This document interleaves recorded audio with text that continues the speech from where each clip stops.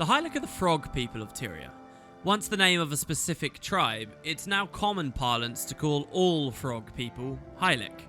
Even the frog people themselves have adopted the name Hylic for their race, though they also keep individual tribe names to distinguish themselves from one another. With the warming of the Shiver Peaks, large portions of the southern shore from the boundaries of Kryta to the edge of Ore have become swamps and bayous, prime Hylic territory. The Hylic have expanded into these areas and flourished. As their numbers have grown, they've taken over more land, continuing to spread. The areas the Hylic have chosen to settle are not without their dangers. Krayt, slavers, corsairs, ravenous drakes, and the minions of Zhaitan all routinely threaten Hylic settlements. Despite all of these outside dangers, perhaps the biggest threat to any Hylic tribe is when a rival tribe moves into their territory. Such an incursion often leads to an all-out war until one tribe wipes the other from existence. Even with all of these troubles, the Hylic are expanding during a time in which most races are struggling for survival.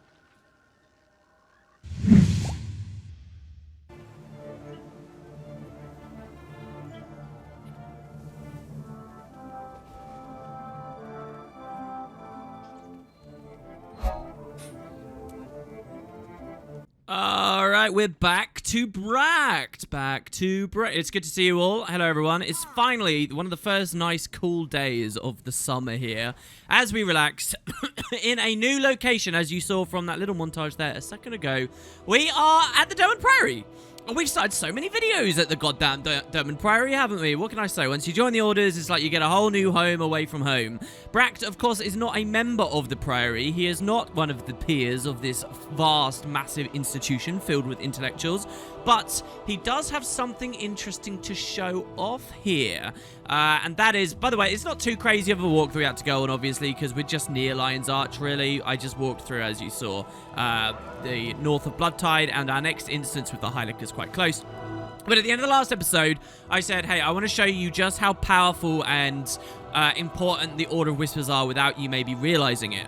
So I think I've vaguely mentioned this so far, but once you become a member of the Order of Whispers, it unlocks new dialogue all around Tyria. Now, that's not necessarily true for the Vigil and the Priory. You may get new dialogue every now and then, but it's a big mechanic for Order of Whispers people because we are spies and infiltrators and we speak to one another in code. And so, as it so turns out, remember this scholar up here, Scholar Trueclaw, the Char? This was the scholar that told us quite cryptically about the 5 against the 6. 5 ancient races against 6. And I was like, why did she say 6 here when we know that there's only 5 Elder Dragons? She says it seems so unfair, and yet, we can say, what are you talking about, blah, blah, blah. However, as Bract, the past should inspire the future. We've unlocked a new option here. It says one must count the uncounted. I wish that when ArenaNet had made this game, that they'd kept the personality system, and what they'd done is shown like grayed out options with question mark, question mark, question mark, that you mouse over and it says only members of a specific order can unlock this, so that more players knew that there was hidden dialogue in all these different areas of the game. It would be so cool and encourage people to make different personality choices and stuff as they play. But Bract, as we can see, and you'd have no real reason to come here is my point, because the UI doesn't show it very well. But once you get here, we can say one must count the uncounted. So this is like Order of Whispers code. Quite often we'll be able to say something cryptic like this, and then we get a whole new line of questioning. And Scholar Trueclaw says this, and name the unnamed. Shh, I can't talk long. There are eyes and ears everywhere in this place. Infiltrating the Priory has been my hardest assignment today. Look at this! The Priory! These guys are smart. They know what they're doing. They know what they're talking about. The Whispers have even not just infiltrated governments and things around the world, but they've infiltrated the orders themselves. They're like friggin' Batman within the Justice League, keeping tabs on everyone even when they don't necessarily need to. So yes, she's an Order of Whispers member, and Casey never knew it. Caraflower never knew it, but Bract knows it. You say, why was this so difficult to infiltrate? And she says, I have to sound smart all the time, though I am learning a lot. I found out that there were 5 sentient races that fought the Elder Dragons the first time around and survived to tell about it. Fantastic. Did they pass on any advice? She said, there's the catch. It happened a very long time ago, and they weren't very good at keeping records. I'm supposed to be studying their relics. It's deadly boring. Want to trade me jobs? Nice try, but I have a different mission. Good luck. So we may have our answer now as to why she says 5 against 6, because she's not actually that smart. She's just a member of the Order of Whispers trying to sound smart. And so, yeah, I can see that you're busy. I won't disturb you. So, yeah, there's all kinds of little mind-blowing moments like that as a member of the Order of Whispers, and that's one of my favorite ones in the game. You can bet your bottom dollar that they've probably infiltrated the Vigil somewhere as well. So let's go back to Portage Hills in the north of Bloodtide and continue with befriending the Hylek as Tibble is patiently waiting for us. Now, you will have noticed from the start of this video, we did level up, and we have a new reward. And I kind of just want to show you guys a little. We haven't really paid attention to level up rewards for a while, but this is the highest level we've seen so far. And Bract has progressed really goddamn far. And so, first you'll see we get 16 hero points for this level. The way that the game is designed is that you don't ever need to explore the world and get any other hero challenges anywhere else. The game will ensure by spamming you with tons of these that you can unlock every trait and every skill just from leveling. And then later you can explore the world for the elite specializations, which come, you know, we'll start talking about with the expansions down the road. So we get a ton of those, but also check it out, we get a choice. Now, I already talked with Carrot Flower in TA, we're getting to that point in the game now, that I already told you about runes and superior runes. Well, here's a full set. So now you'll notice we get a T1 bonus, T2, T3, 4, 5, and 6. So because you can build these kinds of runes up, when you get to this point in the game, really people start wearing full sets of all one style. You know, and they really go deep into it. So flock runes here makes our healing stronger. It gives us that chance to summon the bird. It then gets buffed to get the bird inflicting blindness if you can get your hands on a 4th. 5th, even more healing. And then you'll notice how potent it gets. 100 healing on the T5 as opposed to just 25 on the T1. And then you finally get a special perk at the end. Of nearly all runes, the last one's a cool perk. So this is when you use a heal skill, you and your nearby allies are healed straight up for a small amount, which all of that healing power will help with. So yeah, you get Flock, you get Grenth runes, which is when you use a healing skill, nearby foes get chilled. It increases your chill duration. It makes you cause chill, condition damage. And Lissa, so here you can see, obviously, we've got 2 based on the human gods, and even as an Asura, we can equip these. That doesn't really matter. You'll see that the Lissa ones is when we use our elite skill, so when we drop our supply crate, we turn all of the conditions we have on us into boons. At launch, this was obscenely powerful. It's now slightly different, but it's still very, very good, and a good PvP rune as well. So I'm just going to pick one of these up, and I wanted to do a deep dive at least once in the series as to the mechanics of superior stuff. Okay, so, yeah, that's that. Let's go see Tibble, who should be just down the side here. And if you remember, the story is currently set. Let's read at the story journal, actually. My mentor and I established contact last episode with Ikniu, a Hylek from the village that is sacrificing champions to the undead. We collected the head of their most recent champion as proof that the sacrifices aren't saving the village. Instead, the champions are being corrupted and joining Zaitan's undead army. The village leaders were not convinced, however, so we decided to make our case again from a much stronger position so that no one could possibly deny the truth. We had a choice. We could go to their priestess and try and convince her, which wasn't really very guaranteed, or we could participate in their tournament and become like the sun god, I think they called it, or spoken of the sun god, and we could bypass all of it and they will listen to every word we say. Only if we win this tournament. Live every moment in the sun well, for a shadow is never far behind you. O Hector, Hylek shaman of the Ecolotl. Hylek revere the sun as if it were divine. They have no name for this entity, but hold great solstice festivals and tournaments to celebrate the day's waxing and waning. To the Hylek, the sun represents both good and evil. It is the bringer of life, sustaining heat and bounty, as well as the harbinger of drought and famine. Each Hylek tribe has at least one priest, if not several, dedicated to reading the sun and sky. These priests are experts at predicting weather patterns, knowing when it will rain and how long dry seasons will last. Having a priest who can accurately read the sun can be one of the most important factors for the prosperity of a Hylek tribe. This instance, to me, is one of the greatest examples of how amazing the personal story can be in terms of honoring your choices, and I'll explain that in just a second. So, Tibble, hey guy, how's it going? He says, I went kind of Canadian there, saying, hey, guy. That was kind of strange. She says, another tournament. Well, at least there probably won't be any drinking in this one. So here he's referencing that older story set where we went drinking against the pirates. I love that dialogue, that they're drawing that line there. And then he says, I just hope I get to keep my race and gender intact. And he says that because if you remember, we made another choice before where we turned him into Demi Beetlestone, which we didn't have to do. And that's what he's referring to there. So, hey, me too, but we'd better prepare for every eventuality just in case. So, whoever created this instance goes to great lengths to listen to every aspect of the story as it's gone through. Trust me. So, here's Icknew. Hey, how's it going? The tournament is nearly over, but there's still time for you to participate. You must beat 3 challenges: vision, words, and might. And unless the High Priestess says otherwise, you must beat them alone. Vision, words, and might. 3 things every field agent has in abundance. Leave this to my friend here. We've practically won already. Oh, Tibble, you're so sweet and nice to me. He didn't step forward. I think that's more just because he lacked confidence than anything else, though. Right, so a vision where we have words in abundance. I mean, to be honest, as wood and potatoes, I'm sure I can actually say that. Stay close to me. If the chief or the high priestess object to your participation in the tournament, let me speak on your behalf. I know what to say. Yeah, because we're not Hylek. I hope this works, Icknew. I'd like to know more about Chief Quaken, if that's okay. A good leader, strong, smart. I know he does not like sending champions over to the Sunless, but he cannot go against the High Priestess without splitting the tribe. We heard this essentially in the other instance. What about the High Priestess? Devout and passionate, but also very stubborn. She fears losing the Sun God's blessing. This is weird. This is sort of what he was saying to us before. Okay, that's fine. So let's move over to the tournament grounds. And the devs do something really quite interesting here as well in terms of story branches. So you can see lots of Hylek all the way over there. Here we get Chief Quaken and the High Priestess. I guess this is set after the procession then. This is a sacred ceremony. Who brings these outsiders here? I do.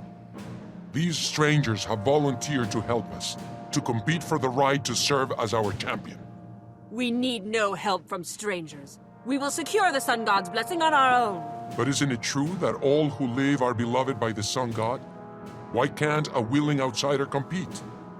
Icknew is right. If an outsider earns the Sun God's favor, then an outsider shall be our champion. Let the God decide.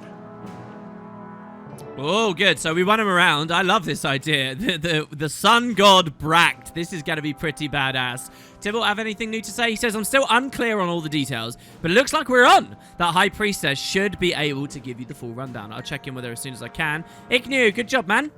So far, so good. Now you must speak to Ecolotl. She will explain the next challenge. The challenge of vision. Alright, so, and I guess this will be the same dialogue as before. Okay, so, the challenge of vision. What do we have here? Here's Chief Quaken.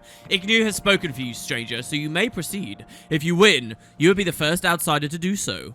May the Sun God bless your efforts. Tequitiel over here says, I worked hard for a chance to compete in the tournament. You do not worship the Sun God. You are no Hylek. You should not be here. Hey, I'm here to help your village. I don't need your permission to compete. Well, we actually kind of did need his permission to compete, to be honest. So you'll see that they've set some stuff up over here. And that will become important in just a moment. So what are we doing, High Priestess? The tournament consists of 3 challenges, vision, words, and might. The first is vision. Since you're an outsider, I will answer any questions you have about the rules. Tell me about the challenge of vision.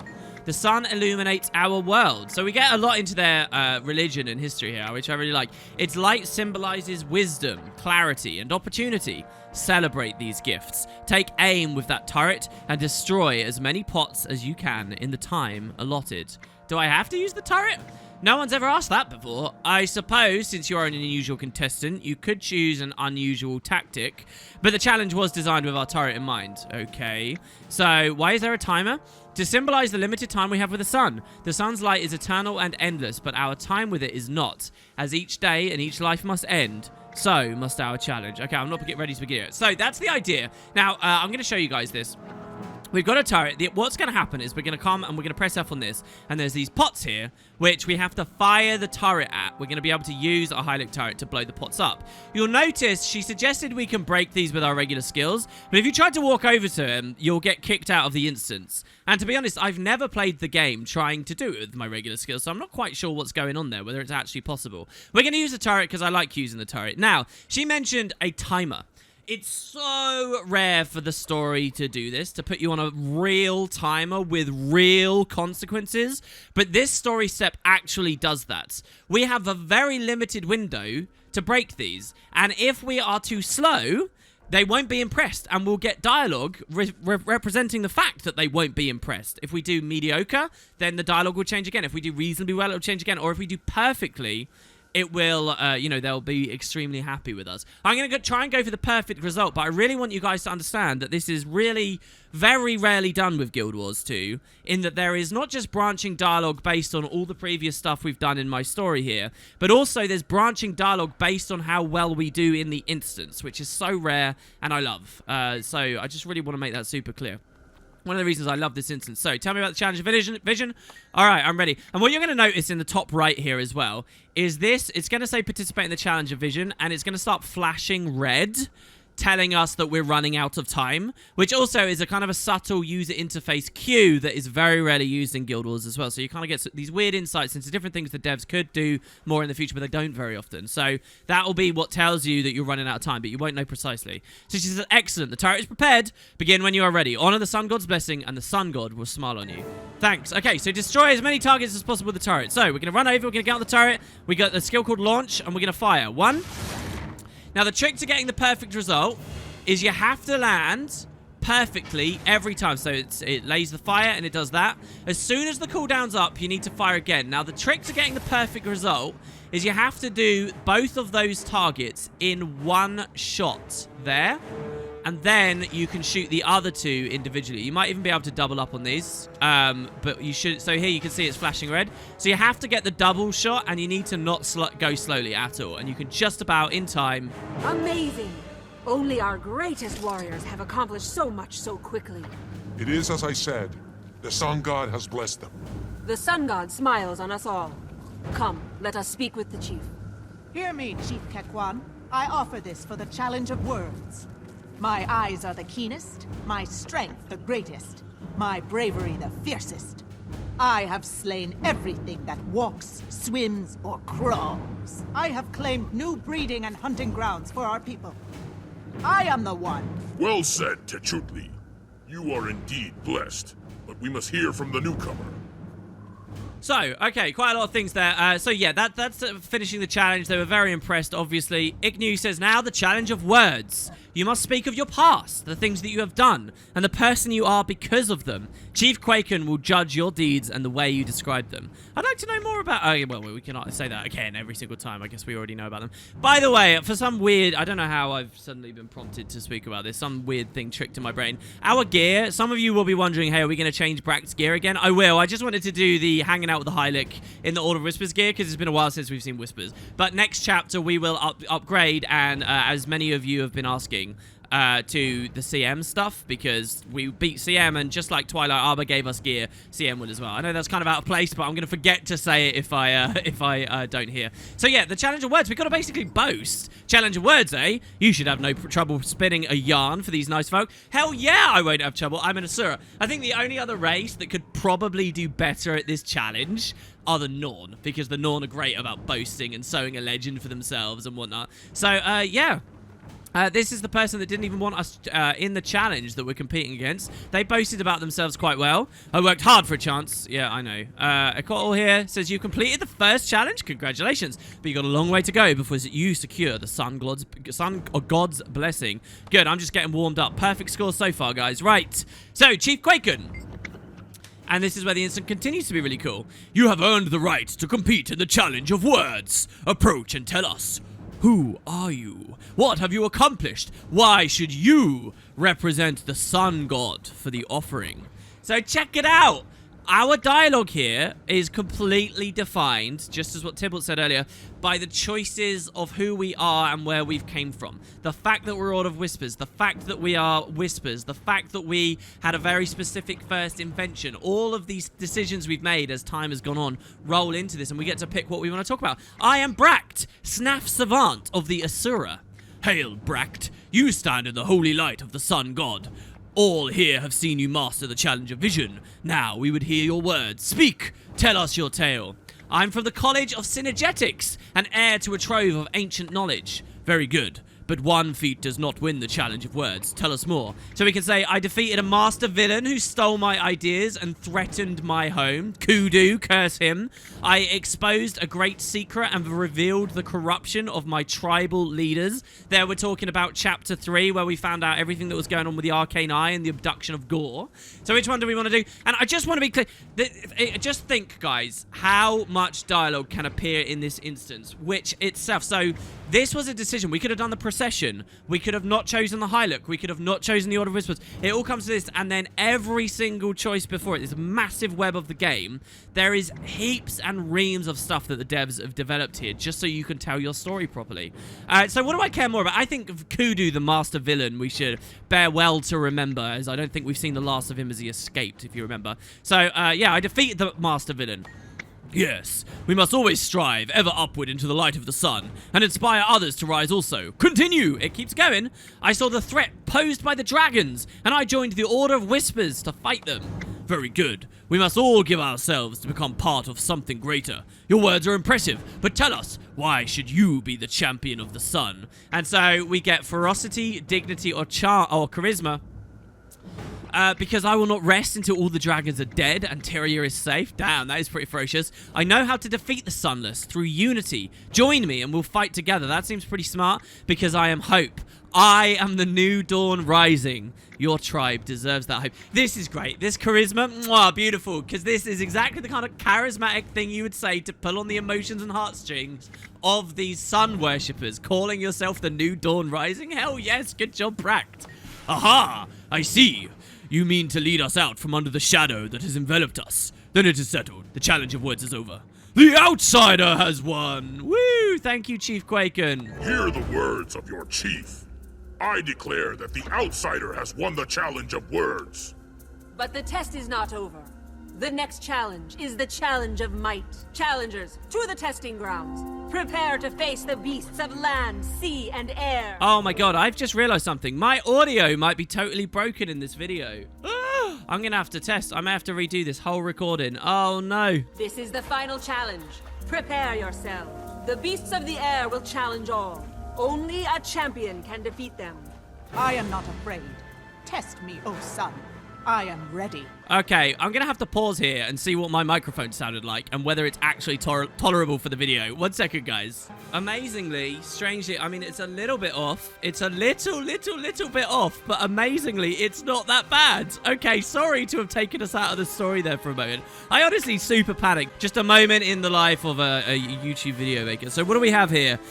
We won that challenge, and then they said challenges to the testing grounds, prepared to face the beasts of land, sea, and air, and this very intense combat music started. Right, so we have a tournament. You're doing well, stranger, but the contestants must find the next challenge to be the most difficult. Right, that's fine. I'm ready for this. That's what the chief said. She said, you speak well, Bract. Pilot tongues can hit a fly in flight from 10 feet away, but yours is even more formidable. Now, let's see if you fight as well as you talked. Keep watching. Tybalt says, almost there. Think you can handle a pass of swamp beasties to clinch the title? I think we can. Now for the challenge of might. Defeat the savage and hungry creatures of the marsh to prove you deserve the sun god's favor. Good luck. Now, remember at the start of the instance, they were basically like, you have to do everything alone? I think Tybalt can help us in this one. And he might come... Oh, no, maybe he doesn't. Interesting. Oh, we fight alongside this guy. I worked hard. All right, okay. So we can save him. All right, by moving in, you'll notice we're in a walled-off area that the High-Look have created. And it might be interesting to note that if you come here in the open world... Look at that casual 10k Brack just did. That's insane. If you come here in the open world... I hate you. Die. Wow, is he talking to me? I don't think these walls are here. Like, they've literally only been built in this version of the instance, which is kind of fantastic, actually. Come forth, creatures of the land. fight for your homes and your lives. So, yeah, we basically have just wave defense now. The problem is, the Hylic don't know what they're messing with. We do so much that we are so deadly with our explosives and firearms and nuts stuff right now that a couple of Moa are not going to be a problem. I mean, Tybalt's right to put his faith in Bract at this point because it's a little bit nuts. Creatures of the deep. What we could do that would be really fun is we could drop some turrets in one of the doorways and the beast would have to stop and try and blow up our turrets instead, you see? And we can quite casually stay back here and, you know, attack them from range. But here it seems like we do have a big boss. This might be the last boss. I don't really remember. Tech is fighting these mini drakes over here, so let's deal with these. Stop. Stop. I give up. Oh my god, he fell down! She fell down? Has that been a woman the entire time? She totally spoke like a woman there. Did we just press F and revive her? I think we might have. I was trying to speak to her. I worked hard for a chance. No, her dialogue hasn't changed. All right, let's deal with the giant ass Drake, right? Let's walk back towards our turret here and keep throwing grenades as we flee. And he's just not going to be able to do anything. Here he's charging a big attack, breathing fire. We just move to the side of that. The beasts of land, sea, and air have met their master. It is done. The sun smiles upon us. Come, Victor, and receive your honors.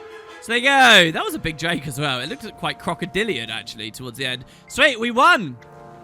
We totally... That person's just so one note. They haven't updated their dialogue once. We won the tournament. Huzzah, guys. Chief Quaken, you gonna listen to me now? Listen to me. Your previous champions have all been turned into undead.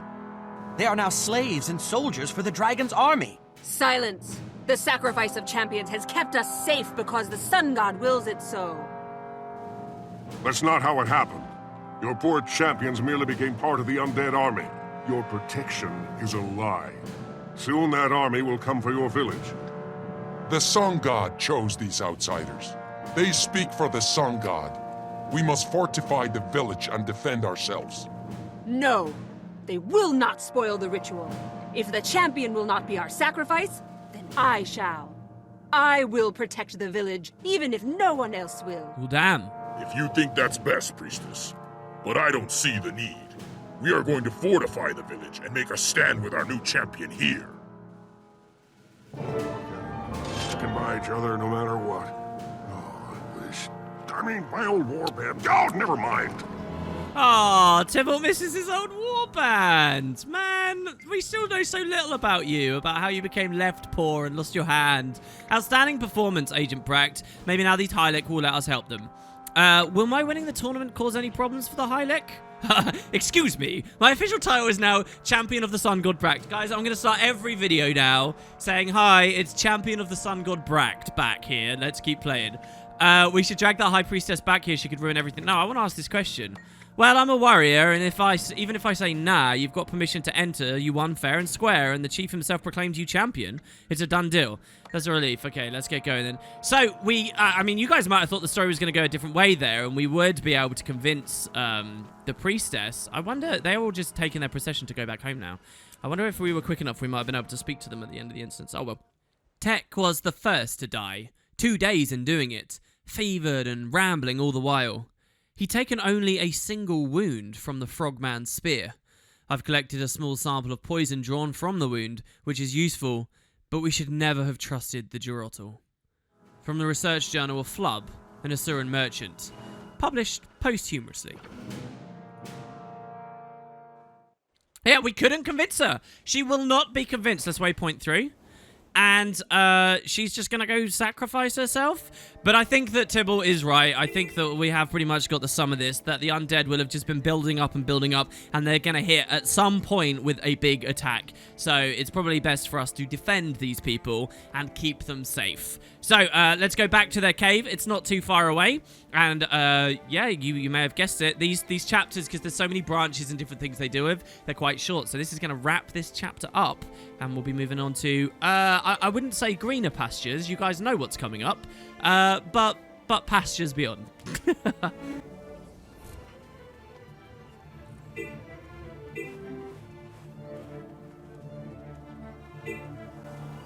Alright, here we are. All Hylic have a set of poison glands that produce a deadly toxin. Hylic are naturally immune to their own secretions, as well as a wide variety of other natural poisons. Because of this, the Hylic do a great deal of experimentation with poisons, antidotes, and a wide variety of compounds. Their knowledge and ability make the Hylic some of the most sought-after alchemists in all of Tyria, particularly by groups such as the Order of Whispers. Hylic merchants from the friendlier tribes often seek to trade their less poisonous concoctions for goods and raw materials, creating an economy with the surrounding races. Hylic acquire most of their weapons and armors from non-Hylic smiths in exchange for potions that strengthen steel or healing brews to aid when someone is injured in the forge. Many alchemists of more civilized races acquire Hylic apprentices so they can exchange knowledge for knowledge, learning as much as they can. The Hylic appreciate this and turn it to their own use, expanding the goods and services available to their tribe. So now we're in an instance called Unholy Grounds, and that loading screen is probably a good indicator of what's going on.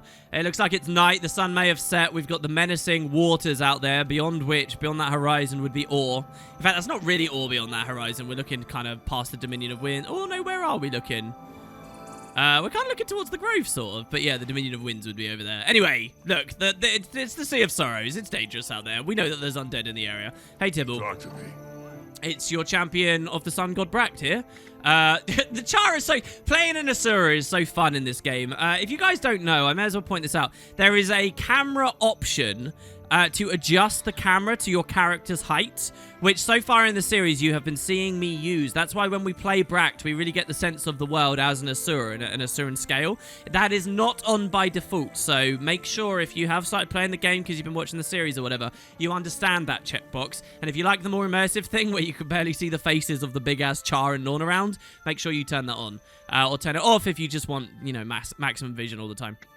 I think I've heard that the Hylic can be the real bruisers in a fight. Guess I'll see for myself now. Alright, that makes both of us. Yeah, because I love as well that we didn't actually have to fight. It was a tournament to win the favor of the Hylic, but you'll notice we didn't fight other Hylic. It would have been so easy and, dare I say, tropey for the game to have just had us fight Hylic, but they don't. We actually do these different challenges, and it sort of shows how different their culture might be to what we'd expect.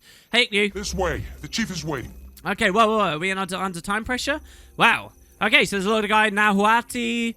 This guy was who we were competing against in the tournament. This person was also there. I don't know, that's just sort of a generic name for their tribe. Anyway. Oh, look, they built walls. This was not here before. Jesus. Report.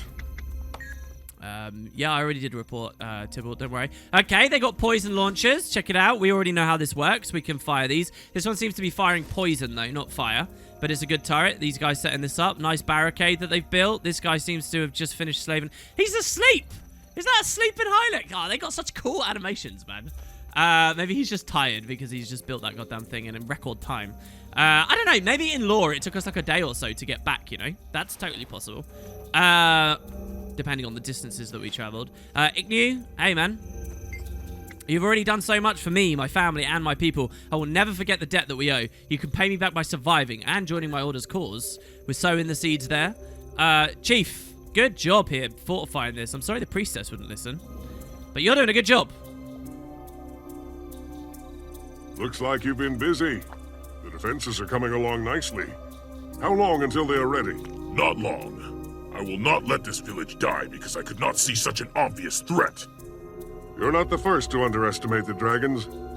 By rights, something so powerful shouldn't be so subtle. I'm grateful that you opened my eyes. Now I must see to the main gate. I sent my best scout to observe the enemy, and he should be back soon. It would help the villagers to see you standing with us. Would you check the rest of our defenses and make sure they're done? Oh yeah, I'll stand with you. In terms of offense, Bract is clearly our most badass character by a long way right now, so they should feel very comfortable and happy with us. So what do we got? Well, Ignu here says the same thing. There's a campfire. The campfire is almost out. If the flames are stoked and burning brightly, they could light torches to be used as weapons against any attacking undead or to ignite combustible objects. Okay, let's stoke the flames. So here Brack does that. Lights the fire a bit more. Now when we interact with it, you'll notice we actually can pick up torches, which we can swing to burn or to throw or to burn things. Very much Don't Starve style. And then we can come grab another one, and that might be helpful. We saw how dangerous fire could be. I mean, it's interesting that these guys are like alchemists and poison-oriented when they also are worshippers of the sun, because you'd think that they'd be like pyromancers to an extent, and that would be their bigger thing. But not necessarily. Here we got like a pot of stuff. Doesn't look very useful to us. All kinds of things. Just a little heads up. Almost everything you're looking at in this cave is destructible. Here's this guy who will speak to us now. He says, we've been in this for hours and we're starting to falter. This wall is the last fortification that needs to be strengthened. Can you help us complete the work? Oh, I see. It's not fully finished, is it? Okay, we can help with that. What's going on with the poison launcher? I know what you and your mentor did to help us. I look forward to fighting the Sunless with you. Thanks, but shouldn't you regroup with the others, we say? He says, I will, as soon as I finish fine-tuning this poison launcher. I just need a little bit more time. Time is running out. Finish up and leave the rest to me. I'm already done. When the Sunless get a taste of my alchemy, they'll know they've been in a fight. Excellent. I'll take it from here. Bragg seems very much desperate here. So by doing this, you'll see, for half an hour, we now have Fury. And we gave Fury to that guy. So he'll be more deadly up in the front lines now. That's kind of nice. All the way up here, it seems that they've closed the door behind us. That was open as we entered the instance. The chief here says, you and your order have already done so much. We already knew that. So I guess just building this wall is the last thing. Let's move on over. Marauder? I don't know the right word, but I'm ready to maraud. Let's go. You are the worst Char I've ever experienced, Tibble, and also the best. I think we're ready to go. Chief Quaken is preparing to address the villagers. Can you just imagine him hanging out with Blood Legion? Like, he'd get eaten alive. Okay, so let's go... Wait, where was the chief? Was at the front, wasn't he? Obviously, we just saw him over there, didn't we? You notice that Tibble is a champion quality character in this. Listen, my people. Listen to your chief. The Sunless Dragon Spawn deceived us. They defiled our champions and are now coming for us. But we will fight. I've sent our best scout to observe their approach. When they come, we will be ready to... Chief Kekwan? I've failed. The undead. They're coming. Koyolaki, can you hear me? Hang on. We can still open the gates. Don't. It's too late. They're already here. Run then. Hide yourself. We will come for you when the battle's won. Oh, he calls him Cakewon. I have failed. I have failed in my pronunciation. Koyolaki, please, by the Holy Sun, answer me. Oh, God. The Sunless are here. Stand fast. Oh, I love how the gate actually shakes like that. Oh, dear. Oh, my God, the screen shake. All right, they're coming through. And they come pretty hard, pretty fast. We're going to immediately drop a supply crate to hold them over there. Yeah, they've got abominations straight away. Not looking very good. Throw in our Rifle 3 shotgun blasts and things out there. Let's hold them at the back as long as we can and see how much we can defend. So this is quite a vicious assault from the game, I just want to say. And the idea is we are supposed to be getting pushed back and back and back. The thing is, I think Bract might be such a badass that may not happen. We'll have to see on this. Because, yeah, we managed to wipe him out. Good job. Nice. Some battle her. It's something, all right. Here comes the next wave. They're moving in. You're in trouble now. Our objective literally just to fight off the undeads. They push forward. Drop in our turret. Obviously... creates the smoke field straight away that blinds them. So they can't hurt our guys. I mean, there's just too much weaponry and crazy stuff. Let's go on to the poison launcher, because that's kind of one of the ideas of this, that we're supposed to get on this, and we're supposed to fire it back there. So let's see what we got. Well, we can aim all the way over there. Our supply crate is still there. And look, so we fire these balls of poison alchemic goodness and stack lots of poison up. So if we have condition damage, you'll notice we're doing all of this. You'll also notice, by the way, yellow orbs come flying into us when enemies die. That's us getting experience. I don't know whether I've ever showed this off, but in Guild Wars 2, when you kill a mob, experience actually falls... There, you see these shooting into us? They fall into us and actually fill up our experience bar at the bottom of the screen. Nice! That seemed pretty good. Well done, everyone. Uh-oh. Uh-oh. What? They're just charging past and bombing us. The wall can't stand against their assault. Fall back and protect the village. Oh, my God. Ow, and they've summoned hands and things in it. Orient finger. Great. Oh, God. Okay, sorry. Tibble was speaking there. So, yeah, we could stay on the poison launcher now, but it's a little bit far forward in the front line. We all know that Risen have exploding variants. This guy's invulnerable and charging through. No! Get him! Get him! What's he going to stop and blow up? So yeah, basically in this instance, any Risen that come in can blow up and literally destroy the pots and the things that are in the area. All those fortifications they were building already destroyed.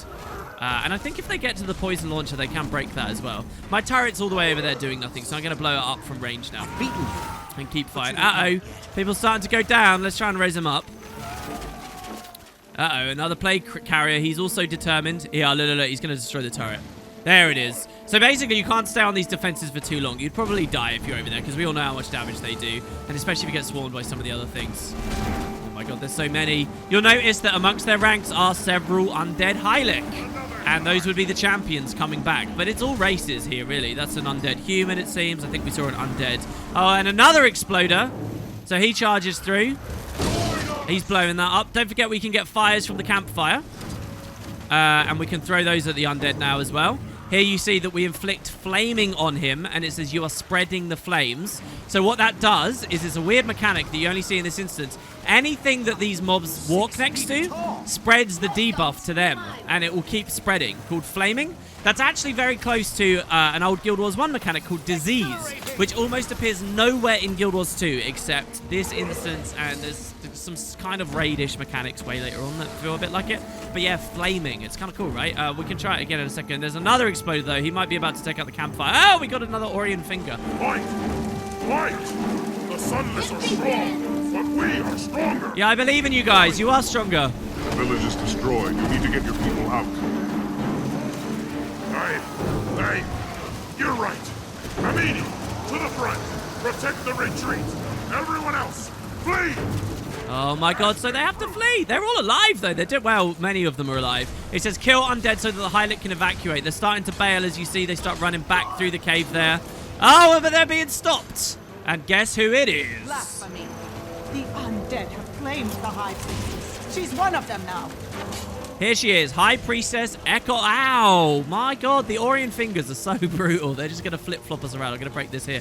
See the High Priestess. Oh my god, they managed to take her break bar down. She's next to the turret here. Poisons. She herself is immune to poison. So if we go to our poison grenades here and throw them on her, we can't... Oh, no, it seems to have affected her anyway. So she's supposed to be immune, but maybe they forgot to put that on there on that boss. She has knockbacks, all kinds of generally dangerous stuff. And I wasn't joking before. Risen Hylic are dangerous. So champion Risen Hylic, you want to be very cautious of and focus down fast. So we beat her, but the cave is looking a little worse for wear, eh? Looks like the turret's still attacking some kind of swarms that are in here.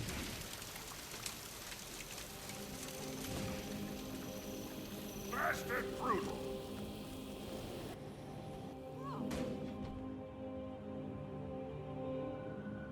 Gone. Our homes, our hunting grounds, our breeding grounds, all gone. But it would have been worse without you folk here to help us. A terrible loss, to be sure. But this is just a sliver of the dragon's power. Unless we all work together, this will happen to all of Tyria.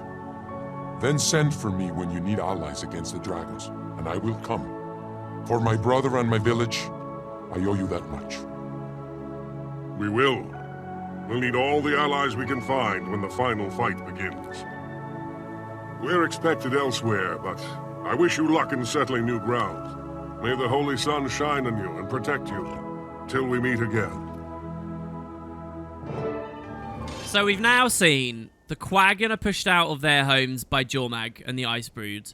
The Skrit are pushed out of their home by the Destroyers and Primordus. The Hylic have been pushed out of their home as well, but this time by the big bad, by Zaitan. Iknu, we lost so many, but we would have lost everything if you hadn't helped us. Thank you. I'm sorry we couldn't do more. What will you do now? At least these guys could fight well, and they actually stood their ground pretty goddamn well, I'd say. Better than any of the other lesser races. I must stay with my people until we settle new grounds. After that, I will find you and make sure the debt I owed you is paid. The chief says we've lost everything, but the tribe remains. We have you to thank for that. Iknu has promised to join your fight against the dragons. I'll see that the entire village honors that promise. Where will your tribe go now? What we the Hylic always do. We'll find new grounds and build a new home.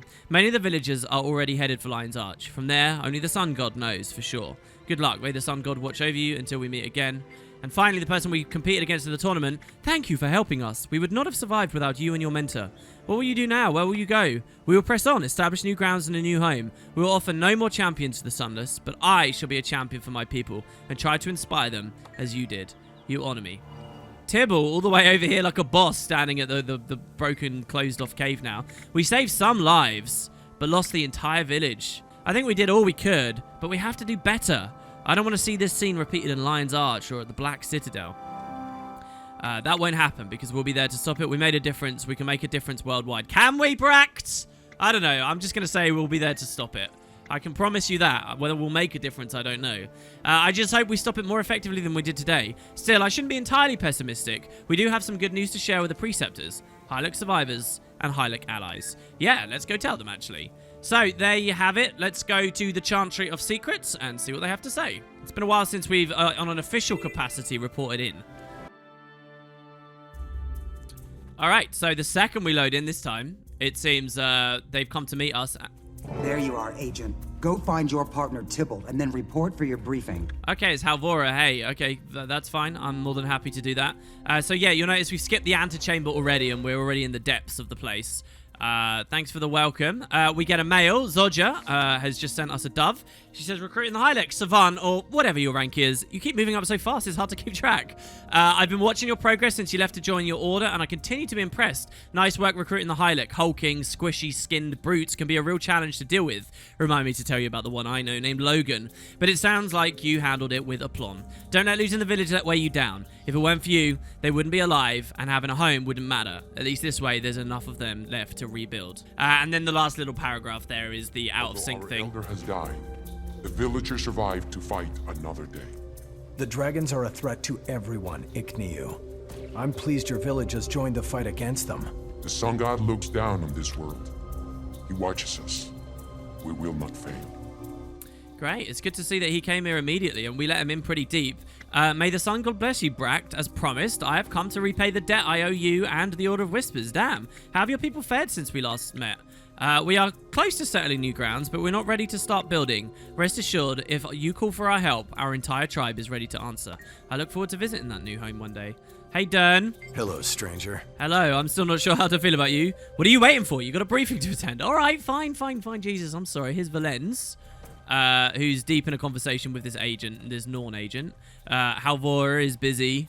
Demi, it's good to see you. Hi, Bract. Long time no see. I think the prefects are waiting on you. Prefects? Okay, is this a mistake from the devs, or is this really fun writing that she's new to the order as well and she doesn't quite know their name? Yeah, we're at school and these are the prefects of our year.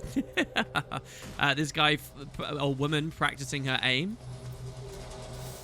Mustn't take it so hard. I read the report. The mission was a success. Real. They were unstoppable. There you are, Agent. We did all we could. Please follow me to the briefing. It was barely enough to save lives. My God. Okay, hello. She said, there you are. Please follow me to the briefing. Good to see you, chum. I was just talking to Real. We need to get to the briefing. What were you and Real talking about exactly? The last mission. Stuff that happened to that village. It was pretty grim. I mean, we saved the villagers, but... compassion is a fine thing. Never lose it. I mean, yeah, he's so nice and thoughtful. Hey, I thought I was the cheery one. Thanks, though. I knew you'd understand. Yeah, come on, Tibble. You've got to keep your chin up so that you can make me happy. Otherwise, I don't know how I'll handle with how dark this friggin' story is slowly getting. Okay, let's move towards the Starburst, I guess, because that seems to be where Real ran off to. Okay, here's the briefing. We were here earlier than you guys, all right? We were ready for this briefing. This is on you. We have a situation of critical importance. We've lost contact with Yang Eisen, one of our agents in Lion's Arch. I fear he's gone rogue and turned against us. If so, he could be taking a lot of secrets with him. The very heart of the Order is in jeopardy. I plan to send 2 of our best operatives to track Yang down. Was Yang aware of the Master's true identity? I don't think so, but it's possible. We had to trust Yang a great deal in order to move him into a prominent position in the city. Agent, it's time to promote you to Lightbringer, our highest class of operative. Congratulations. Too bad it comes on the heels of such trouble. We're relying on you to handle this situation. No trouble that Tybalt and I can't handle. If Yang Eisen's betrayed the Order, we'll see he never shares what he knows. Real, brief the operatives, then return to Lion's Arch and continue in your guise as the Commodore's assistant. Keep an eye out for anything unusual. By your will, Preceptor. I love how she has to listen to him in like exactly what she's doing there. So she's one of her roles is to pretend to be the Commodore's assistant, and that's where she's supposed to be. That's so cool. I wonder whether Lawson Mariner ever really figured that out. So yeah, right. This thing about Yang Eisen. You guys might be scratching your head right now, but basically this is the start of a whole new story. About now in the timeline is where Gix sends members of the Priory to investigate the research Maeva was doing in a mansion, and through that we found out about an impending attack on Lion's Arch through Maeva's algorithms and whatnot, and the appearance of that scout. Well, now we get to see what was going on with the Order of Whispers at that point in the timeline, and they seem to have their own problems. And we just got promoted to Lightbringer there. The way I kind of resolve this in my head is it's like the Order of Whispers seem quite stressed at the moment, and it's like, oh, we're running out of operatives, so here, you guys are Lightbringers now. You can deal with this. Hey, Tibble, are you happy with what we just got? Yang Eisen sounds like a snake, he says. One the order could use, but like a snake, you could turn at any time. Yeah, so we hear about this new guy. I guess he would be a bit shady, as all members of the Order are. And you kind of have to worry about that sort of stuff. May the Six watch over you. He seems to have masterminded this plan. Yang was a solid agent with a purpose. He'd never leave his animals. Something happened. His animals? Sorry, what? How well did you know Yang Eisen? I recruited him. I trained him. He was a hell of a slime ball. One of my best con artists. You don't think he's defected, do you? Never. Not out of altruism, mind you. I always knew the going price, and I paid him 5% more. Okay, so smart, I guess. What can I do for you? But if his loyalty is only to coin, are you really sure? Could he have been kidnapped? Possible, but doubtful. He knew very little. His animals were worth more than any ransom. What do you mean animals? I'll keep that in mind. What else does everyone else know? Halvora says he's a con and a cheat, but I thought Yang had morals where the dragons were concerned. A pity. Tybalt can handle this alone. Why are you sending both of us? Together, you and Tybalt can handle anything. Alone, I'm not so sure. Wow, so she doesn't trust Tybalt alone? Tybalt's a good friend and a great agent. He's got a good heart, but don't let friendship cloud your judgment. Tybalt's still rough around the edges. Wow, okay, yes ma'am. I love that. It's like they still don't quite... I mean, he's been in the Order longer than us, and they haven't really given him much opportunity. Why do you mistrust him? It's not mistrust, it's... I just don't have the confidence in his work that I have in yours. Now, don't you have a mission to attend to? Yes, ma'am. Okay, Jesus. Valens? All right, Lightbringer, now I can answer those burning questions of yours. Yay, the Sylvari. They're always about questions and answers. Tell me about Yang, please. Okay, so he was born and raised in the Canthan areas of Divinity's Reach. He worked in the gladiatorial arena until he was injured. So we didn't really see any Canthan areas of Divinity's Reach, and it's a little unfortunate. But basically, the idea of pre-release was that this district here was going to be a Canthan district. Just as this is an Alolan district, the Ossen Quarter. There was going to be like a Canthan Quarter. But by the time the game came out, it had been destroyed by a giant hole. And there were like these hints of a conspiracy theory as to what might have happened there. It was known as the Great Collapse. It did appear in some of the early episodes of this series. I showed you and talked about it. These days, just like how Lion's Arch is totally different as well because we're in the future, the Great Collapse eventually got repurposed into this festival plaza, the Crown Pavilion, and there's not really a Canthan district to speak of anymore. But here we hear it being referenced by Valens. He worked in the gladiatorial arena until he was injured. Injured how? Defending an animal, actually. He beat to death the old Keeper of Beasts in Lion's Arch for abusing them. What? How did the Order get involved with all this? We helped him hide the body, of course. Then he got the job as the new Keeper of Beasts and became our eyes and ears in the arena. Right, so this Lion's Arch arena we've heard so much about but not really been able to visit or see. They have beasts for people to fight against. The old Keeper was horrible. So this guy does seem to have morals. So hold on. But now he's got the job and as the Keeper of Beasts. So these are the animals that he cares about. The Keeper of Beasts for the arena. Is he really that dangerous? Is Yang that dangerous? Not by himself. Simply because he would not turn his coat except for someone he felt was superior. We would not have one of our agents end up in their hands. Huh. What does he know? Is he a danger to the Master of Whispers? We don't know. He was a clever one, and I often caught him snooping around the Chantry. Best not to risk it. That's all I need to know. I mean, we've been snooping around the Chantry a little bit. To me, what's your take on all this? Yang Eisen. The name's familiar. My father used to sponsor his beast in the arena.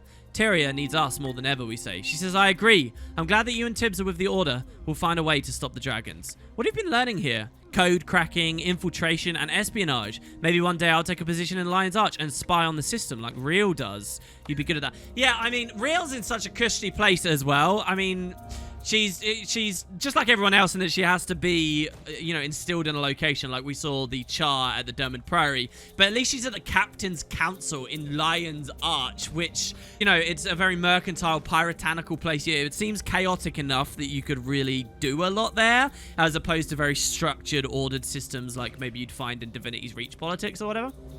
Okay, so Yang Eisen. Seems dodgy.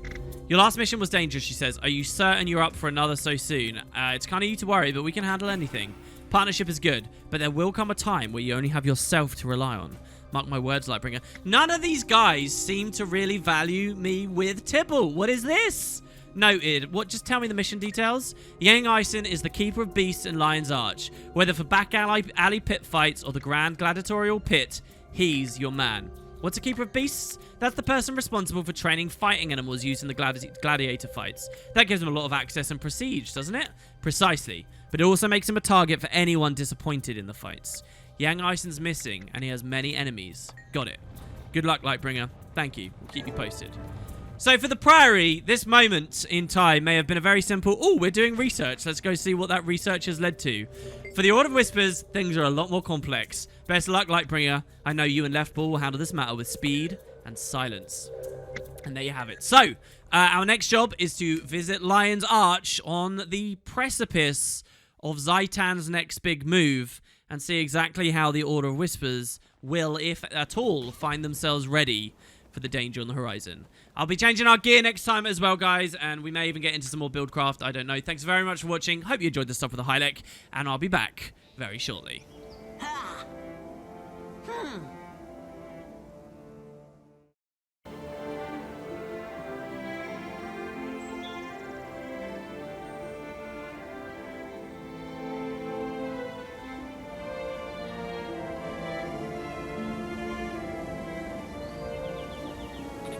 I suspect we'll find that the root of this plague is the undead. These Quaggans were healthy until they showed up. This makes me wish I had the fortitude to be a healer.